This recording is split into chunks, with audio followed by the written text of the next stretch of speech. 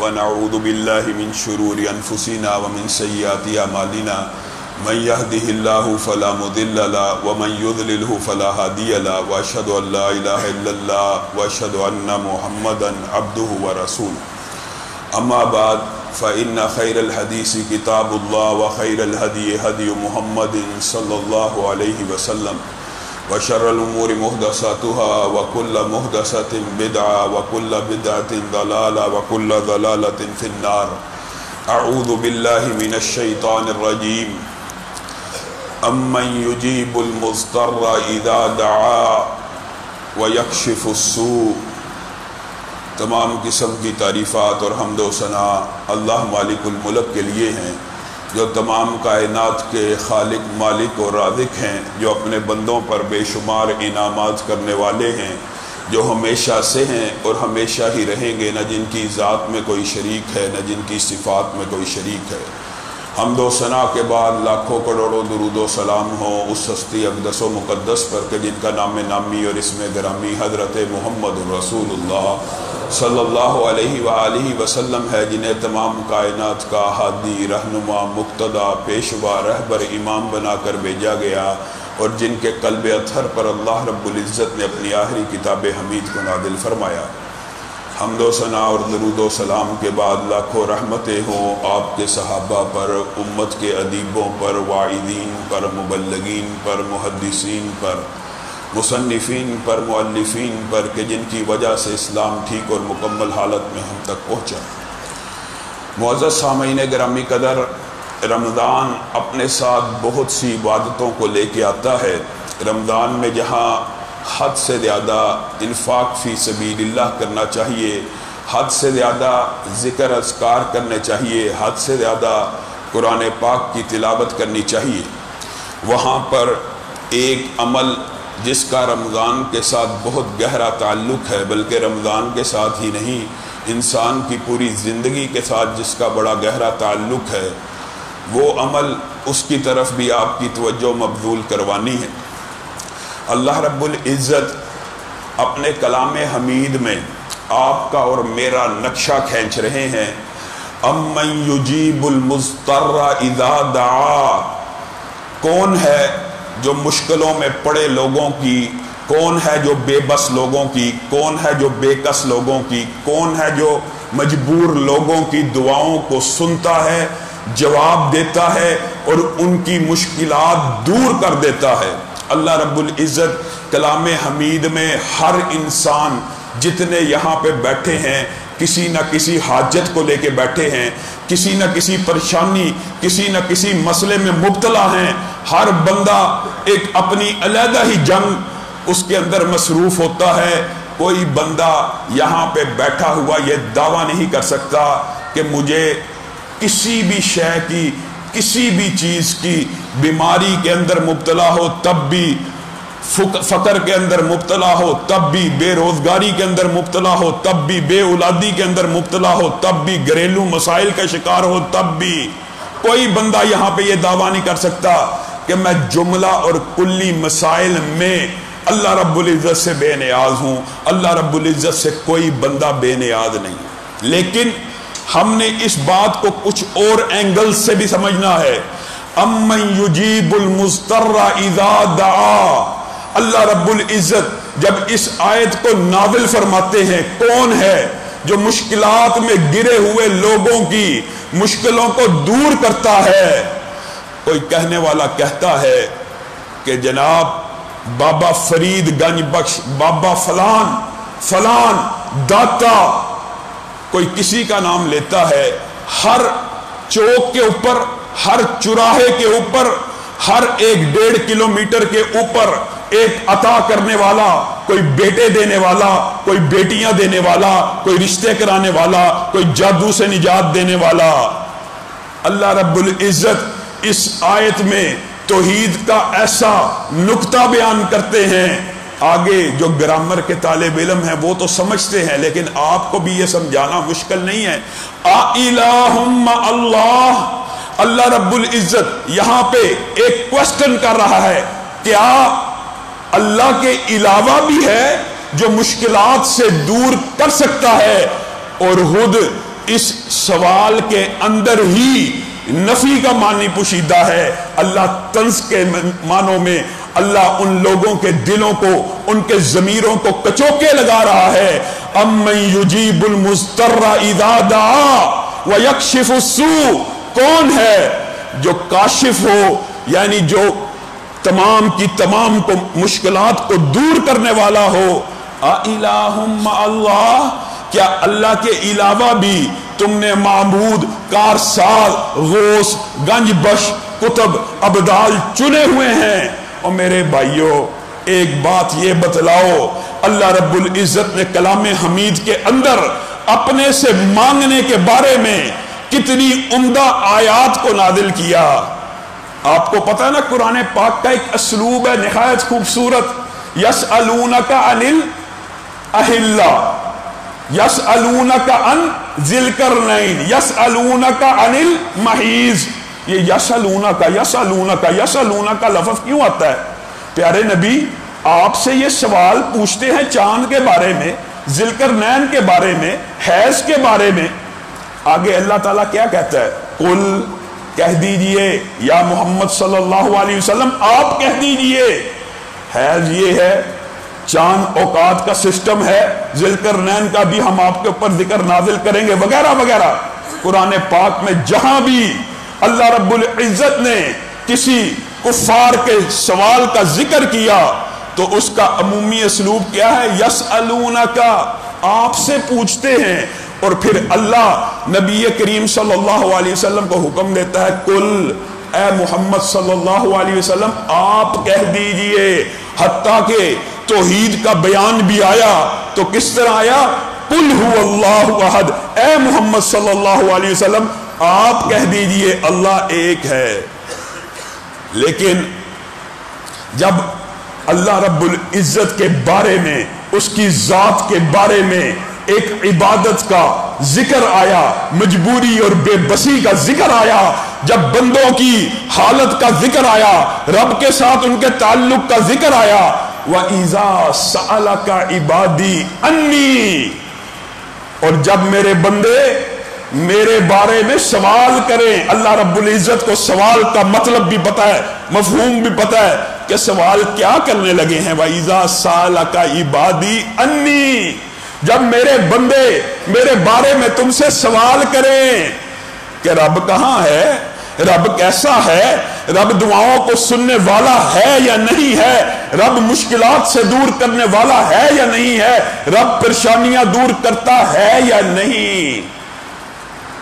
وَإِذَا سَأَلَكَ عِبَادِي عَنِّي، تو پھر سارے کل کے واسطے نبی کریم صلی اللہ علیہ وسلم اسلوب تو یہ ہونا چاہیے تھا کہ اللہ رب العزت اس آیت کے بعد کہتا قل، اے محمد صلی اللہ علیہ وسلم کہہ دیجئے انہو، کہ آپ کا رب یہ ہے.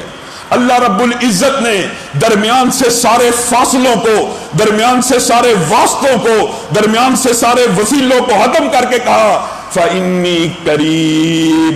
جب بھی کوئی بندہ میرے بارے میں سوال کرے اس کو جواب یہ دینا ہے کہ تمہارا رب قریب نہیں، آپ نے نہیں کہنا، اللہ براہ راست آپ کو کہہ رہا فَإِنِّي قَرِيب. اور میرے بندو سن لو میں تمہارے بہت ہی قریب ہوں. اجیب دعوت الداعی اذا دعان، جب بھی کوئی پکارنے والا مجھے پکارتا ہے، اجیب دعوت الداعی اذا دعان، ہر پکارنے والا جب بھی مجھے پکارتا ہے میں رب اس کی پکار کو سنتا بھی ہوں، ابزرو بھی کرتا ہوں، اور میں رب چاہوں تو اس کو جواب بھی دے دیتا ہوں. فَإِنِّي قَرِيب. آج کا معاشرہ کس مغالطے میں پڑا ہوا؟ آپ صدق کے دل سے اپنے ضمیر سے پوچھئے، اپنے اس عقیدے کی بھی اصلاح کیجئے. کسی مولوی کے پاس جائیے، کسی مفتی کے پاس جائیے، کسی مزار پہ جائیے اور اس سے پوچھئے رب کہاں ہے، وہ کہے گا رب تو بڑا دور ہے. رب تک پہنچنے کے لیے ایک واسطہ چاہیے، ایک وسیلہ چاہیے۔ رب کی مثال ایک بادشاہ جیسی ہے، جیسے بادشاہ کے وزیر ہوتے ہیں، ان کے بغیر ایک ایم پی اے ہوتا ہے، اس کا سیکٹری ہوتا ہے، ایک سیڑھی ہوتی ہے، چھت پہ براہ راست نہیں جایا جا سکتا۔ بتائیے یہ کسی مولوی کا قول تھا؟ اللہ کہہ رہا ہے جب بھی تم سے تمہارے رب کے بارے میں پوچھا جائے تو میں رب خود جواب دیتا ہوں، فإنی قریب، میں بہت ہی قریب ہوں۔ آج کا مولوی مفتی کہتا ہے نہیں اللہ تو دور ہے، اللہ کہتا ہے میں قریب ہوں، نہیں اللہ تو دور ہے، اللہ کہتا ہے میں سنتا ہوں، نہیں اللہ تو نہیں سنتا، اللہ کہتا ہے مجھے بغیر واسطے وسیلے توسل کے پکارو، نہیں جی اللہ تجھے واسطہ وسیلہ توسل سیڑھی ہر چیز کی ضرورت ہے۔ عجیب و غریب معاشرے میں فلسفہ۔ اللہ رب العزت جو الحی ہے، جو القیوم ہے، جو کہتا ہے نحن اقرب الیہ من حبل الورید، میں اپنی مخلوقات کی شہرگ حیات سے بھی زیادہ قریب ہوں۔ اور لوگوں اللہ کے لیے فاصلے کی کیا اہمیت ہے؟ فاصلہ اللہ کی مخلوق نہیں ہے، فاصلے کی اللہ کے نظر میں کیا اہمیت ہے؟ فاصلہ تیرے اور میرے لیے ہے، ہم مخلوقات ہیں، ہمارے لیے آسمان ارب کلومیٹر دور ہو سکتا ہے، ارب نوری سال دور ہو سکتا ہے، لیکن اللہ رب العزت کے طرف سے، اللہ رب العزت سے میں اور آپ کتنا دور ہیں؟ اللہ کہتے اتنا بھی دور نہیں جتنی دور تمہارے دل سے تمہاری شہرگ حیات ہے، اللہ تمہارے اس سے بھی زیادہ قریب ہے۔ نہیں مولوی کہے گا دور ہے دور ہے، کیوں کہہ رہا ہے؟ کیوں کہہ رہا ہے؟ آپ خود سوچئے یہ کہاں سے فلسفہ آیا کہ اللہ الحی، اللہ القیوم وہ تو واسطے وسیلے ذریعوں سے سنتا ہے، لیکن جو مر جاتا ہے یہاں سے 1000 کلومیٹر دور ہو، 5000 کلومیٹر دور ہو، 10,000 کلومیٹر دور ہو، 10,000 کلومیٹر بھی دور ہو نا مرنے والا، اور ولی اللہ کا لیبل لگا ہوا ہو، غوث ابدال کتب کا لیبل لگا ہو، 10,000 کلومیٹر بھی دور ہو، وہ بغیر واسطے بغیر وسیلے کے براہ راست سنتا چلا جا رہا ہے۔ مخلوقات براہ راست سن رہی ہیں، اور الحی القیوم جو اپنے بارے میں کہہ رہا ہے میں قریب ہوں، اس کو واسطے وسیلے ذریعے اور توسلوں کی ضرورت ہے۔ اللہ کی قسم اللہ تعالیٰ نے خود کلاڑی چلا دی ہے، خاص طور کے اوپر دعا کے باب کے اندر یہ آیتیں نازل ہوئی ہیں، وَإِذَا سَأَلَكَ عِبَادِي أَنِّي فَإِنِّي قَرِيبٌ اجیب دعوت الداعی اذا دعان۔ کوئی مسلمان کسی مولوی کے مغالطے اور چکر میں نہ آئے، فإنی قریب، میں قریب ہوں۔ اور آگے آئیے، یہ جو ہر 1.5 کلومیٹر کے اوپر بگڑی بنانے والے، حالات کو سنوارنے والے، کوئی بیٹے دینے والا، کوئی بیٹیاں دینے والا، نعوذ باللہ بعض نے دعویٰ کیا بارشیں برسانے والا، بعض ایسے ہیں جو فرشتوں کو ڈانٹنے والے، بعض نعوذ باللہ ایسے ہیں نعوذ باللہ جنہوں نے خوابوں میں نبی کریم صلی اللہ علیہ وسلم کو ڈھول بجاتے ہوئے دیکھا۔ نعوذ باللہ دل دکھتا ہے، فرقہ وارانہ بات کرنے کی عادت نہیں ہے، لیکن حالات کا تقاضا یہ ہے۔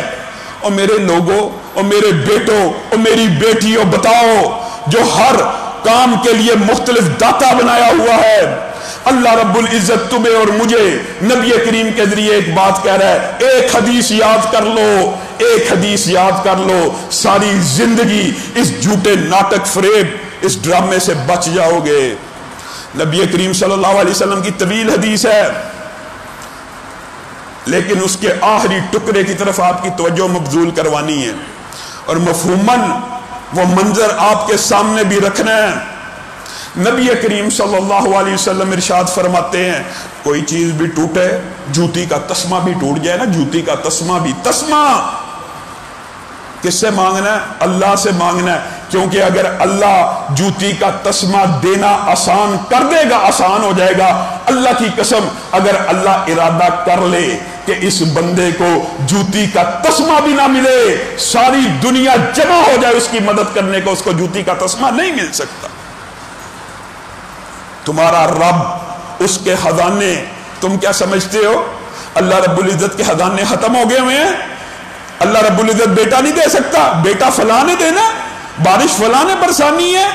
نبی کریم صلی اللہ علیہ وسلم نے ارشاد فرمایا آدم سے لے کر آدم کون؟ بابا آدم، حضرت آدم علیہ السلام کی بات ہو رہی ہے، آدم سے لے کر قیامت تک جتنے انسان پیدا ہونے ہیں اور جتنے انسان پیدا ہو چکے ہیں، حدیث کے اس ٹکڑے کے اوپر غور کرنا اور اپنے سارے باطل نظریات کو آج دفن کر کے جانا ہے۔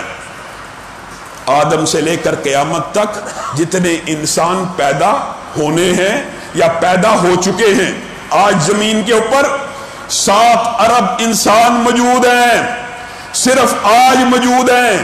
قیامت تک کتنے ہوں گے اور آدم سے لے کر کتنے گزر گئے آپ اور میں جانتے ہی نہیں، لیکن حدیث کیا بتلا رہی ہے؟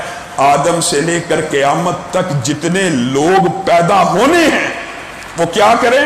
ایک قطار بنا لیں اور اس قطار کے آگے حضرت آدم کھڑے ہوں، وہ اللہ رب العزت کی بارگاہ میں آئیں اور کیا سوال کریں؟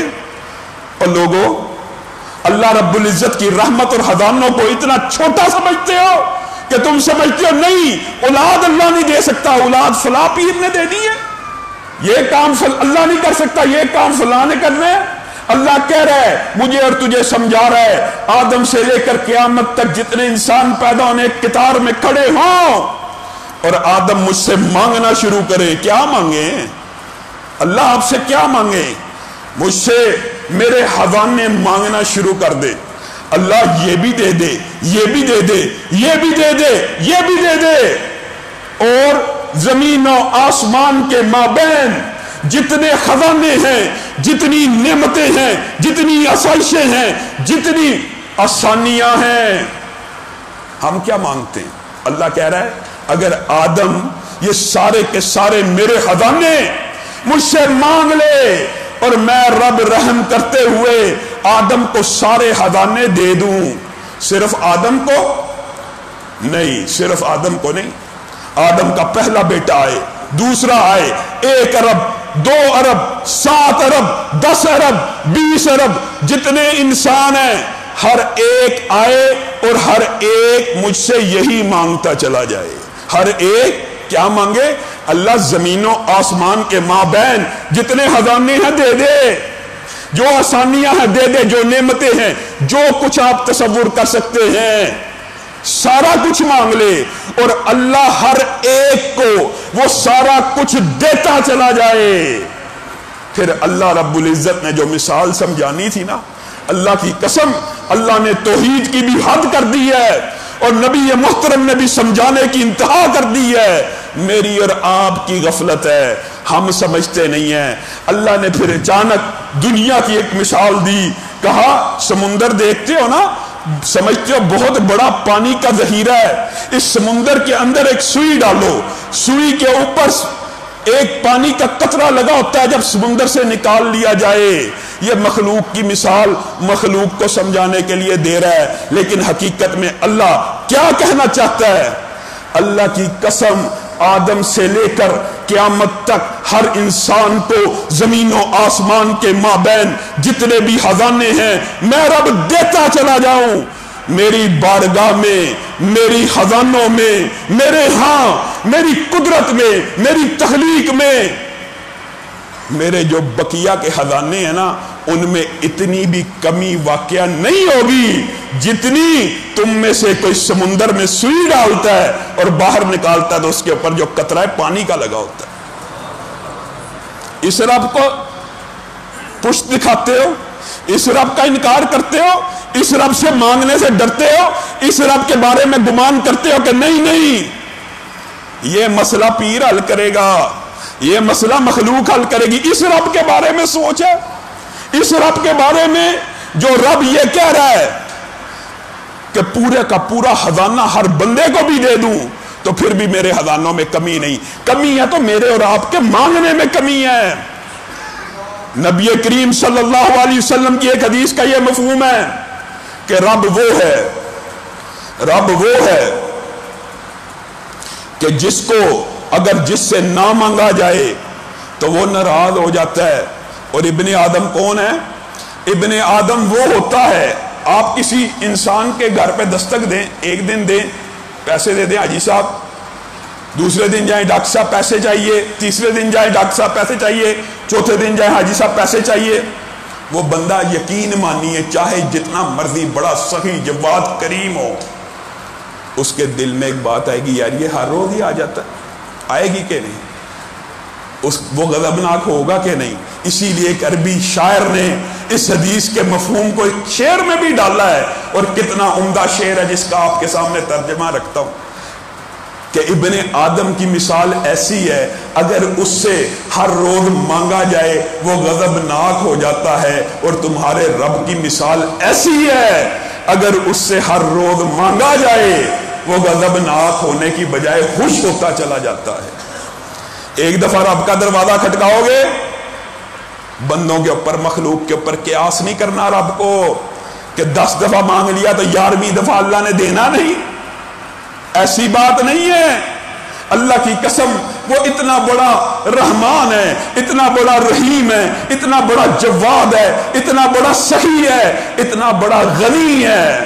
صحیح حدیث کے الفاظ ہیں، سنن نبی داؤد کے اندر، ابن ماجہ کے اندر حدیث موجود ہے.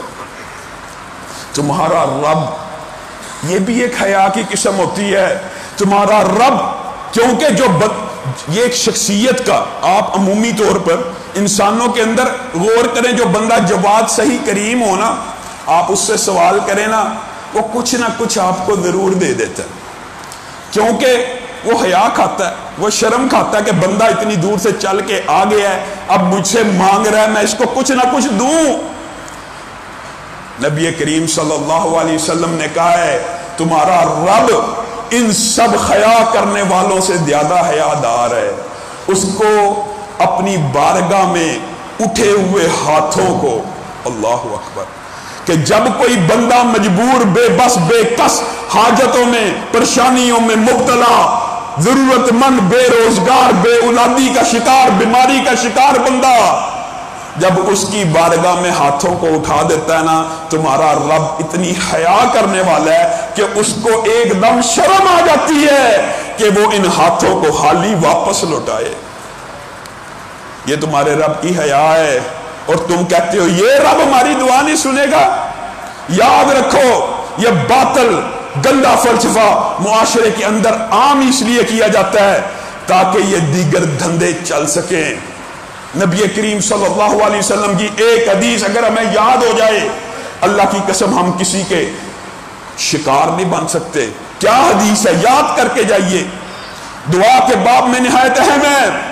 نبی کریم صلی اللہ علیہ وسلم نے فرمایا جو بندہ اللہ کے سامنے ہاتھ اٹھا لیتا ہے نا، ابھی آپ کے سامنے رکھی، اللہ کو حیا آتی ہے اس کے ہاتھوں کو خالی لٹائے. وہ اتنا بڑا جواد صحیح کریم، جب کوئی اٹھا لے گا یہ کیسے ہو سکتا ہے وہ اس کی جھولی کو اور ہاتھوں کو بھرے بغیر نیچے کر دے. ہاں نبی کریم نے سمجھایا ضرور ہے. ہوتا کیا ہے، انسان مغالطے کا شکار ہوتا ہے. نبی کریم نے کہا ہاتھ اٹھا ہو، اللہ سے مانگا ہو، اللہ 1 لاکھ دے، 10 لاکھ دے، مفہوماً آپ کے سامنے رکھ رہا ہوں، 20 لاکھ دے، 1 کروڑ دے، پلاٹ دے، پلا دے، دنیا کی کوئی چیز مانگ لی، اللہ رب العزت نے اللہ سے مانگی، ملی نہیں، بندہ مایوس ہو گیا کہ اللہ نے دی نہیں، میں دعا کر رہا ہوں اللہ دے نہیں رہا. نبی کریم صلی اللہ علیہ وسلم ان مغالطوں کو بھی دور کرنے کے لیے آئے ہیں. نبی کریم صلی اللہ علیہ وسلم نے فرمایا ہر دعا جو اللہ رب العزت کی بارگاہ میں خلوص اور آداب کے ساتھ مانگی گئی ہو، انشاءاللہ اگر وقت ملا تو آداب کا ذکر کریں گے، نہیں تو انشاءاللہ رات کے دروس کے اندر ان کا ذکر کریں گے. صرف خالص حضور قلب کے ساتھ اللہ سے دعا مانگی، اللہ مشکل میں گرفتار ہوں، قرضوں میں جکڑا ہوں، 20 لاکھ چاہیے، پرسوں تک چاہیے، 1 ماہ تک چاہیے، جو تاریخ آنے والی ہے کر دے گی، اللہ فلاں دن تک چاہیے، اپنے خزانوں میں سے عطا کر. نبی کریم صلی اللہ علیہ وسلم کی حدیث کا مفہوم ہے کہ بندے کو اگر 20 لاکھ مل جاتا ہے فلاں تاریخ تک تو بندہ سمجھتا ہے میری دعا اللہ نے قبول کر لی ہے، اور اللہ نے واقعی اس کی دعا قبول کی ہوتی ہے. یہ بندوں کی نظر میں دعا کا سب سے اعلیٰ درجہ ہوتا ہے. اور اللہ کی نظر میں دعا کا سب سے حقیر درجہ ہوتا ہے۔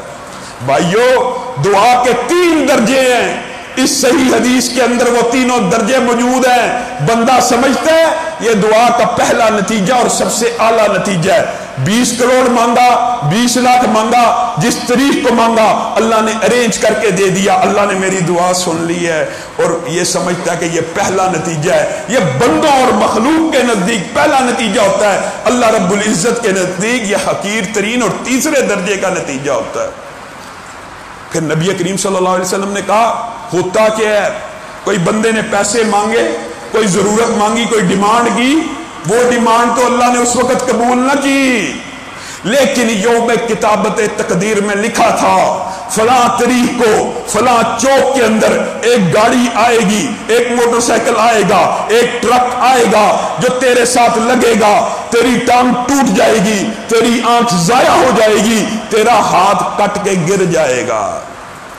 بندے نے دعا مانگی 20 لاکھ عنایت کر دے، 20 لاکھ اللہ نے عطا نہیں کیے، لیکن چونکہ اس نے ہاتھوں کو اٹھایا ہوا ہے اور رب کو حیا آ رہی ہے اس کے ہاتھوں کو حالی لٹاؤں، رب نے یہ دعا بندوں کی نظر میں اعلیٰ نتیجے میں قبول نہیں کی، لیکن اپنی نظر میں اس سے اعلیٰ درجے میں قبول کر دی۔ فرشتوں کو حکم دیا میرے اس بندے نے فلاں تاریخ کو نابینا ہو جانا ہے، قسمت میں لکھا ہے، یوم کتابت تقدیر کے اندر کتاب تقدیر اٹھا کے لاؤ، اس کے مقدر کے اندر ہاتھ کا کٹ جانا لکھا ہے، بازو کا ٹوٹ جانا لکھا ہے، ٹانگ کا کٹ جانا لکھا ہے۔ ایمانداری سے بتلائیے، ایمانداری سے 20 لاکھ اچھے ہیں کہ آنکھ اچھی ہے؟ اللہ کی قسم آنکھ کی نعمت کا 20 لاکھ مقابلہ ہی نہیں کر سکتا۔ ٹانگ اچھی ہے کہ 20 لاکھ اچھے ہیں؟ صدق کے دل سے بچاؤ، ساری زندگی کی مزدوری سے بہتر ہے۔ 20 لاکھ اچھا ہے کہ مزدوری؟ بتائیے۔ نبی کریم صلی اللہ علیہ وسلم نے کہا دعا اس نے کر لی تھی، رب کو حیا آئی، رب نے پہلا نتیجہ مخلوق کا تو قبول نہ کیا، لیکن مقدر میں جو حادثہ لکھا تھا فرشتوں کو کہا کتابت تقدیر میں سے وہ حادثہ ٹال دیا جائے، اور یہ بندے اس نتیجے کو سمجھتے نہیں، اور اللہ کے نزدیک یہ پہلے سے بہتر نتیجہ ہے۔ اور تیسری بات یاد رکھیے، کوئی بھی دعا آج یہ عقیدہ لے کے جائیے، کوئی بھی دعا ان 3 نتیجوں پہ پہنچے بغیر رہ ہی نہیں سکتی۔ تو پھر کیوں نہیں مانگنا اس رب سے؟ پھر کیوں نہیں ہاتھوں کو پھیلانا؟ کیا ہم حاجت مند نہیں؟ کیا ہم فقیر نہیں؟ انتم الفقراء، اللہ ہر ساری انسانیت کو کہہ رہا ہے یا ایھا الناس، پوری کی پوری انسانیت تم اللہ کے در کے فقیر ہو، اور پوری انسانیت کے اندر بتائیے انبیاء نہیں آتے؟ بتائیے شہداء اور صلحاء نہیں آتے ہیں؟ میں اپنی بات کی طرف آتا ہوں، پھر اپنی بات کو آگے بڑھاؤں گا۔ اور تیسرا نتیجہ کیا ہوتا ہے؟ بندے نے دعا کی 20 لاکھ بھی نہ ملا، یوم کتابت تقدیر میں جو نبینا ہونا لکھا تھا وہ بھی نہ کاٹا گیا۔ اللہ رب العزت کل قیامت کے دن گناہگار بندوں کے میزان کو جب قائم کر رہا ہوگا، اس وقت بہت سے گناہگار اپنی بعض ایسی نیکیوں کو دیکھیں گے جو انہوں نے کی نہیں، اللہ رب العزت سے پوچھیں گے اللہ تو رحیم ہے، تو رحمان ہے، تو نیکیوں کی پرورش کرتا ہے، لیکن کوئی نیکی کی ہو تب بھی تو پرورش کرتا ہے، یہ جو نیکیوں کے پہاڑ اور دفاتر اور انبار لگا ہوا ہے یہ کیا ہے؟ نبی کریم صلی اللہ علیہ وسلم کہتے ہیں اس وقت رب ان کو جواب دے گا کہ یہ تمہاری وہ دعائیں ہیں جن کو نہ دنیا میں قبول کیا گیا، نہ ان کے بدلے میں کوئی حادثہ ڈالا گیا، آج ان کو نیکیوں کے پلڑوں میں رکھ رہا ہوں۔ اللہ کی قسم حدیث کا مفہوم یہ ہے کہ اس وقت جو باقی ساری کائنات کے انسان منظر دیکھ رہے ہوں گے نا، اس بندے کی اتنی نیکیاں جو دعائیں قبول نہیں ہوئی، تو کیا خواہش کریں گے؟ اللہ کاش تو نے دنیا کے اندر ہماری کوئی بھی دعا قبول ہی نہ کی ہوتی۔ آج ہم ان نیکیوں کے ساتھ جنت میں داخل ہو جاتے. بتائیے دعا کا سب سے عمدہ اور اچھا نتیجہ تو یہ ہے کہ جس رب کے سامنے ہاتھ پھیلایا اس نے اس وقت نہ دیا نہ حادثہ کاٹا، لیکن تیرے مستقبل کے اندر جو جہنم لکھی تھی اللہ نے اس کو مٹا کے تجھے جنت الفردوس میں داخل کر دیا. بتائیے یہ نتیجہ بہتر ہے کہ پہلا بہتر ہے؟ اور نبی کریم صلی اللہ علیہ وسلم نے کہا مخلوق اتنی عاجز ہوتی ہے، اتنی کمتر ہوتی ہے، اتنی کم فہم ہوتی ہے، وہ جن نتیجوں کو اچھا سمجھتی ہے وہ نتیجے کمتر ہوتے ہیں، اور جن کو بہتر سمجھتی ہے یعنی جن کو اچھا سمجھتی ہے اور بہتر سمجھتی ہے وہ کمتر، اور جن کو کمتر سمجھ رہی ہوتی ہے کہ اللہ نے دعا نہیں سنی وہ اس سے بہت ہی بہتر ہوتے ہیں.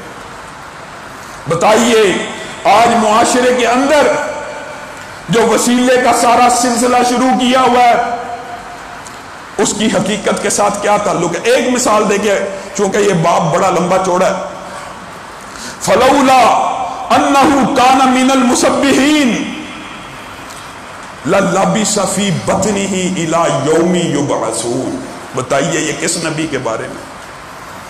اگر یونس اپنے رب کے سامنے لا الہ الا انت سبحانک انی کنت من الظالمین نہ کہتا للبث فی بطنہ الی یوم یبعثون.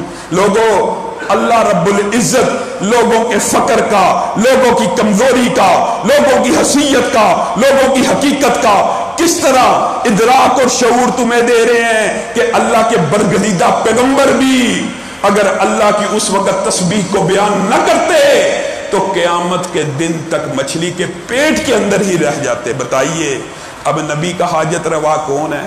اب نبی نے کس کا وسیلہ ڈالنا ہے؟ اب نبی نے کس کا واسطہ ڈالنا ہے؟ کوئی وسیلہ واسطہ یہ سارے ڈھونگ. میرے بھائیوں یہ مسئلہ بھی یاد کر لو. اللہ کی قسم قیامت تک سورۃ زمر آیت نمبر 3 رٹ لو، ترجمہ پڑھ لو، کسی کا بھی ترجمہ اٹھا کے پڑھ لو. والذین اتخذوا من دونہ اولیاء ما نعبدهم الا لیقربونا الی اللہ زلفی. قیامت تک شرک صرف ایک بنیاد کے اوپر ہوگا. کس بنیاد کے اوپر؟ یہی جو وسیلہ واسطہ ذریعہ ہے نا، اس کے علاوہ شرک کا کوئی طریقہ ہو نہیں سکتا، اور یہ طریقہ بھی جھوٹ ہوتا ہے. بولا یہ جاتا ہے ہم ان کے واسطے وسیلے ذریعے سے اللہ سے مانگتے ہیں، لیکن جب حقیقت بات آئے نا صدق کے دل سے بتانا، سچے دل سے تم جواب دینا. ویسے تو آپ کو اور مجھے یہ کہا جاتا ہے یہ اولیاء اللہ، یہ پیغمبر، یہ رسول اللہ تک پہنچنے کا ایک ذریعہ ہے، وسیلہ ہے، واسطہ ہے. لیکن جب مانگنے کی باری آتی ہے تو کیا کہا جاتا ہے؟ یا رسول اللہ مدد، یا علی مدد. بتائیے یا رسول اللہ مدد کے اندر کون سا وسیلہ اللہ کو دیا جا رہا ہے؟ یہ تو رسول اللہ صلی اللہ علیہ وسلم سے براہ راست مانگا جا رہا ہے. یا علی مدد میں حضرت علی کا کون سا وسیلہ واسطہ ذریعہ دیا جا رہا ہے؟ یہ تو حضرت علی سے براہ راست مانگا جا رہا ہے. کہا یہ جاتا ہے یہ وسیلہ ہیں، یہ واسطہ ہیں. اللہ رب العزت نے اس عقیدے کے اوپر سورہ زمر آیت نمبر 3 میں کلہڑا چڑھا دیا. ما نعبدهم الا لیقربونا الی اللہ زلفی. قیامت تک شرک صرف اس ایک بنیاد کے اوپر ہوگا کہ وہ کہیں گے ہم ان کی عبادت کرتے ہی نہیں، ہم ان کی تو عبادت نہیں کرتے. ما نعبدهم میرے الفاظ نہیں ہے، کسی مولوی کے الفاظ نہیں ہے، رب کے الفاظ ہیں.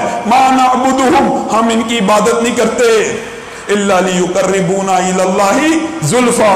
یہ ہمیں اللہ کے قریب کرنے والے ہیں، یہ ذریعے ہیں، یہ واسطہ ہیں، یہ وسیلے ہیں. ان کی عبادت تھوڑی ہو رہی ہے، یہ تو اللہ کے قریب کرنے والے ہیں. بتائیے اللہ کہہ رہا ہے کہ میں کہہ رہا ہوں. آج کیا شرک کے سارے دندے اس ایک بنیاد کے اوپر نہیں ہوتے؟ نبی کریم صلی اللہ علیہ وسلم سے وسیلہ شریعہ کی احادیث اور قرآن سے 3 صورتیں ثابت ہیں. اس کے علاوہ ہر قسم کا وسیلہ ڈھونگ اور شرک ہو سکتا ہے، جائز اور مسنون نہیں ہو سکتا. نمبر 1 آپ جانتے ہیں اللہ رب العزت کے خوبصورت نام ہیں الرحمن، الرحیم، الرزاق، یا ذا الجلال والاکرام. یہ اللہ کے خوبصورت نام ہیں، ان کے ذریعے اللہ کو پکارا جائے، اللہ تو رحمان ہے تو رحم کر دے، اللہ تو رزاق ہے تو رزق دے دے، اللہ تو شافی ہے تو شفا دے دے۔ اللہ ان ناموں کے وسیلے سے سنتا ہے، کیونکہ یہ اللہ ہی کے نام ہیں، یہ اللہ ہی کی صفات ہیں۔ دوسری بات، بچپن سے آپ نے، ہم نے سب نے یہ واقعہ پڑھا ہوا، کتابوں میں موجود تھا، اللہ کا شکر کوئی اچھے واقعات بھی نصاب میں موجود ہیں۔ غار کا مشہور واقعہ، 3 لوگ غار میں پھنس جاتے ہیں، کیا کرتے ہیں؟ تینوں لوگ اپنے اپنے نیک عمل کا واسطہ دیتے ہیں اللہ کو، کیا کہتے ہیں؟ اللہ اگر تو یہ سمجھتا ہے میں نے یہ نیک کام خالص تیری رضا کے لیے کیا ہے تو مجھ سے یہ مشکل دور کر دے۔ آج بھی کوئی بندہ دعا کر سکتا ہے، اللہ تو اگر سمجھتا ہے میں یہ روزے تیری رضا کے لیے رکھ رہا ہوں، میرا فلاں کام کر دے، کوئی حرج نہیں۔ اپنے ذاتی نیک اعمال کا واسطہ وسیلہ ان کو ذریعہ بنانا، کیونکہ یہ آپ کا ذاتی عمل ہے اور کس کے لیے کیا گیا ہے؟ اللہ کے لیے۔ اس میں شرک کا کوئی شائبہ ہی نہیں۔ دیا جا سکتا ہے وسیلہ، یہ شرعی وسیلے۔ اور تیسری قسم، کسی نیک بندہ جس کو آپ نیک بندہ سمجھتے، سارا جو امت کے اندر اختلاف ہے نا، اس کے اندر مغالطہ ڈال کے کیا جاتا ہے، سارے کا سارا اختلاف اسی کے اندر مغالطہ ہے۔ کیا کوئی بندہ نیک موجود ہے جس کو آپ نیک سمجھتے ہیں یا نیک نہیں بھی سمجھتے، آپ کسی بندے کو یہ کہہ سکتے ہیں یار اللہ رب العزت کی بارگاہ میں میرے لیے دعا کرو، کسی کو بھی کہہ سکتے ہیں اللہ رب العزت کی بارگاہ میں میرے لیے دعا کرو۔ یہ وسیلہ بندے کا نہیں ہے، یہ وسیلہ دعا کا ہے۔ اس بندے کی دعا کا وسیلہ آپ نے لیا۔ دعا کس سے مانگ رہا ہے؟ اللہ سے مانگ رہا ہے، آپ کے لیے مانگ رہا ہے تو بھی کس سے مانگ رہا ہے؟ اللہ سے مانگ رہا ہے۔ آپ نے اس کو پیغام دیا، اطلاع دی، اور یہ قسم بھی ہم اس لیے مانگتے ہیں کہ سنت رسول سے ثابت ہے، اللہ کی قسم ثابت نہ ہوتی تو یہ بھی نہ مانگتے۔ نبی کریم صلی اللہ علیہ وسلم جمعہ پڑھا رہے ہیں، صحابی آئے، آپ نے یہ واقعہ یاد کر کے جانا ہے اور سمجھنا ہے اس کے اندر کیسا مغالطہ دیا جاتا ہے، دعائے رسول کو ذات رسول کا وسیلہ کس طرح بنایا جاتا ہے، وہ کون سا ہتھیار اور شیطانی ہتھ کنڈا ہے جس کی وجہ سے اچانک ساری کی ساری دعائے رسول کے وسیلے ختم کر کے سیدھا کا سیدھا ذات رسول کا وسیلہ گاڑ لیا جاتا ہے، اور پھر ذات رسول کا وسیلہ بھی نہیں رہتا، پھر سیدھا سیدھا کہہ دیا جاتا ہے یا رسول اللہ مدد۔ جھوٹ ہے نا، جھوٹ کی بنیاد، جس عمارت کی بنیاد جھوٹ پہ ہو وہ کیسے کھڑی ہو سکتی ہے؟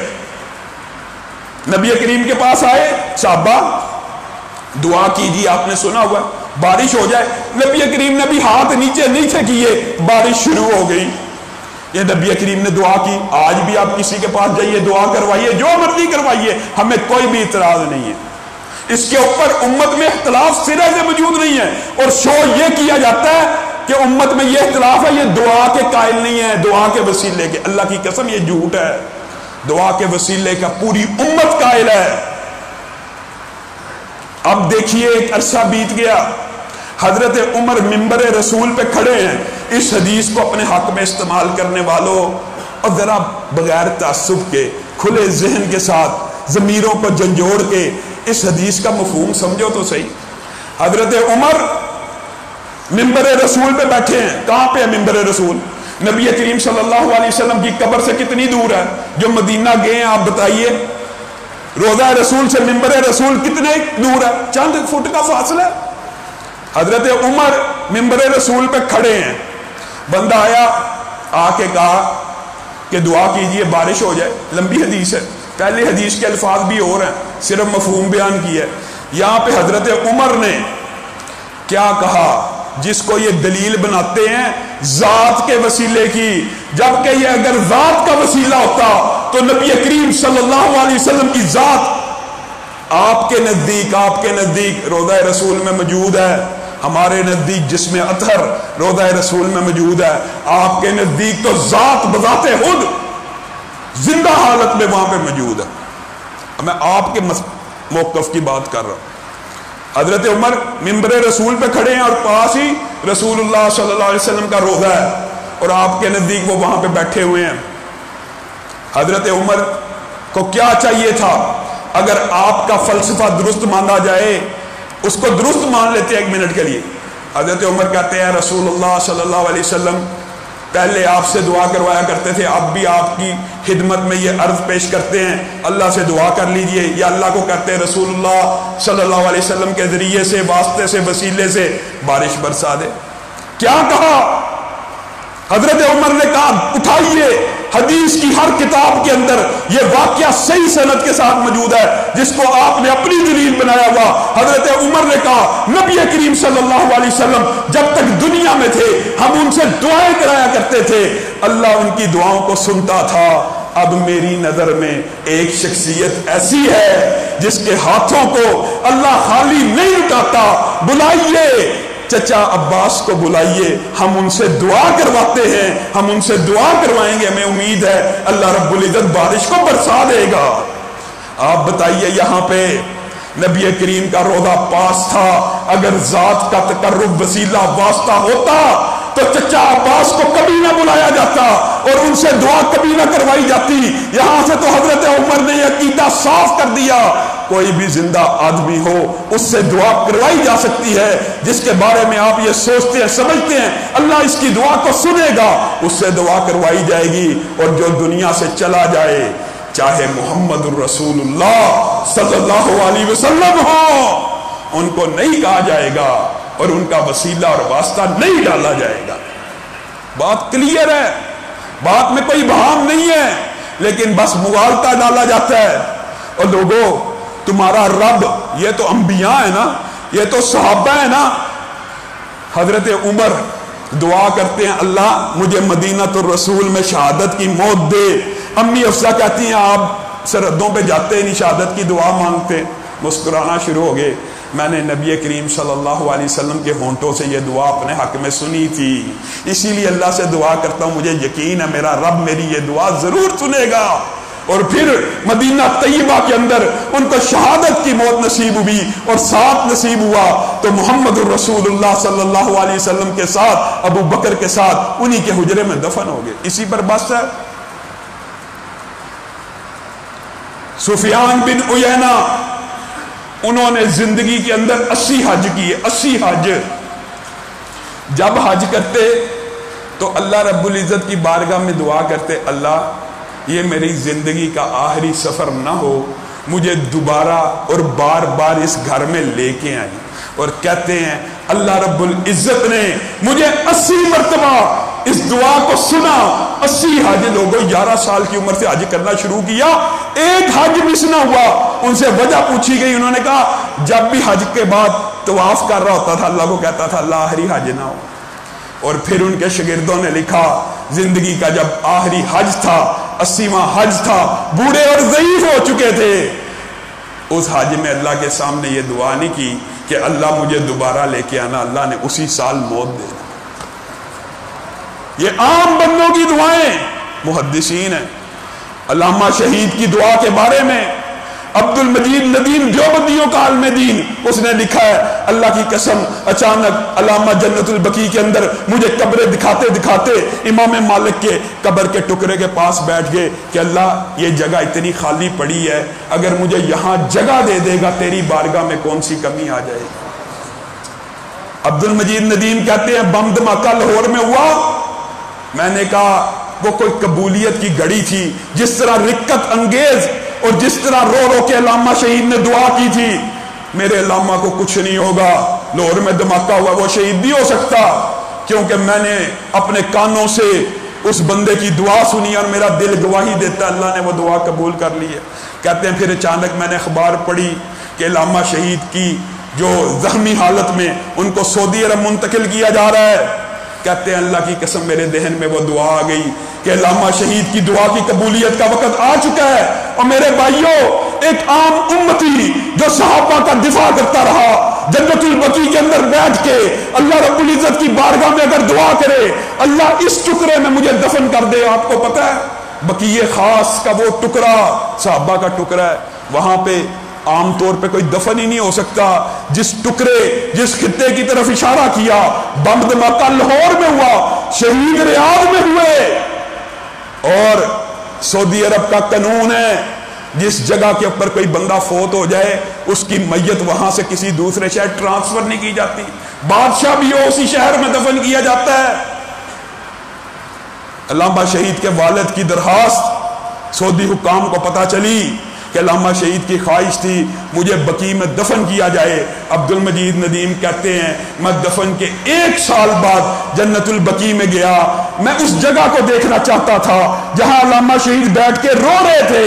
کہتے ہیں اللہ کی قسم میں وہاں پہ بیٹھا تھا, ایک پاکستانی نوجوان آیا, کہا یہ علامہ شہید کی قبر ہے اسی جگہ کے اوپر.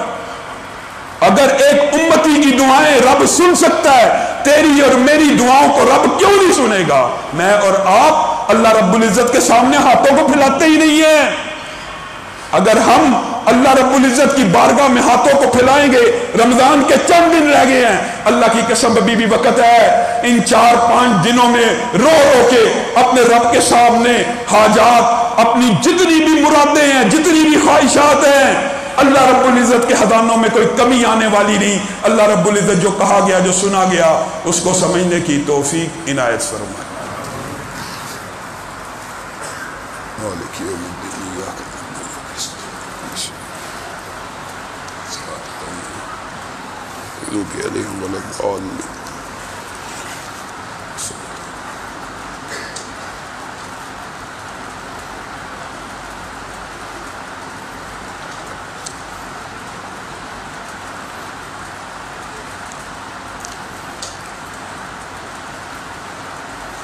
ان الحمد لله نحمده ونستعينه ونستغفره ونؤمن به ونتوكل عليه ونعوذ بالله من شرور انفسنا ومن سيئات اعمالنا من يهده الله فلا مضل له ومن يضلل فلا هادي له واشهد ان لا اله الا الله واشهد ان محمدا عبده ورسوله. اما بعد فان خير الحديث كتاب الله وخير الهدي هدي محمد صلى الله عليه وسلم وشر الامور محدثاتها وكل محدثة بدعة وكل بدعة ضلالة وكل ضلالة في النار. معزز سامعین گرامی قدر, یہ جو دعا کا موضوع ہے یہ بڑا طویل موضوع ہے اور اس کے اندر میں بہت سے واقعات آپ کے سامنے نہیں رکھ سکا. آپ سب ساتھی رات کے دروس میں بھی شریک ہوا کریں تاکہ صحیح معنوں میں ہم مستفید ہو سکیں احادیث رسول سے اور صحیح مستند واقعات سے. ایک اہم بات جو آپ کے سامنے رکھنا مقصود ہے آج, وہ یہ ہے کہ ایک عرصہ سے ملک کے اندر آپ کو پتہ ہے ہر سال عید کے مسئلے کے اوپر اختلاف ہو جاتا تھا.